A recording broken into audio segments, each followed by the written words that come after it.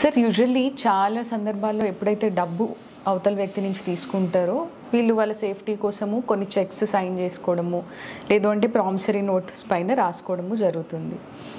Checks promissory notes అన్నీ సేఫ్గా పెట్టుకుంటారు కానీ వాళ్ళు డబ్బు ఇవ్వని పరిస్థితిలో వీళ్ళు ఏది ఎగ్జిక్యూట్ చేయడానికి ముందుకు రారు.